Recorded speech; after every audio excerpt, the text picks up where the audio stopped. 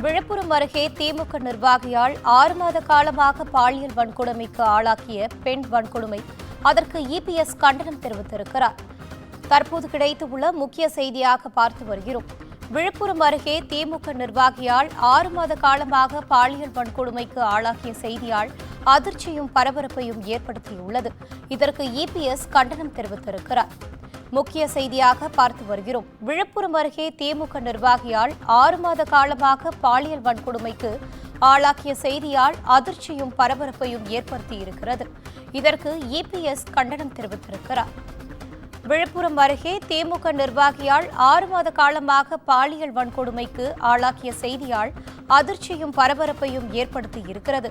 இந்த வன்கொடுமைக்கு இபிஎஸ் கண்டனம் தெரிவித்திருக்கிறார். தற்போது கிடைத்துள்ள முக்கிய செய்தியாக பார்த்து வருகிறோம்.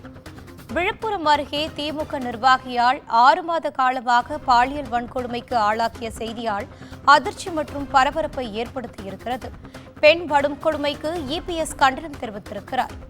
விழுப்புரம் அருகே திமுக நிர்வாகியால் 6 மாத காலமாக பாலியல் வன்கொடுமைக்கு ஆளாக்கிய திமுக ஆட்சியில் திமுகவினரிடம் இருந்தே பெண்களை காக்க வேண்டிய அவல நிலை ஏற்பட்டுள்ளதாக எடப்பாடி பழனிசாமி கண்டனம் தெரிவித்திருக்கிறார். இது குறித்தான கூடுதல் தகவலோடு இணைகிறார் எமது செய்தியாளர் காயத்ரி. வணக்கம் காயத்ரி, தகவல்களை பகிரலாம்.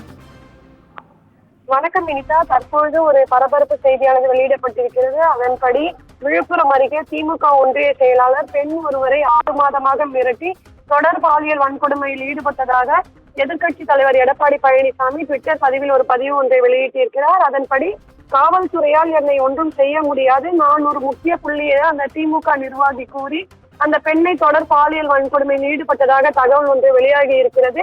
திமுக ஆட்சியிலிருந்து திமுகவினரிடமிருந்து பெண்களை பாதுகாக்க வேண்டிய அவல நிலை உருவாகியுள்ளதாக அவர் தெரிவித்திருக்கிறார். அமைச்சருக்கு நெருக்கமான அனுதாபி முதல் பதவியை வைத்துக் கொண்டு கொடூர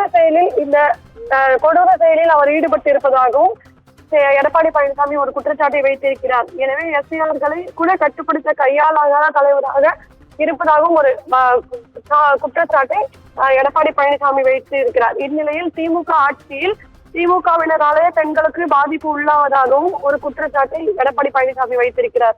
வினிதா, நன்றி காயத்ரி.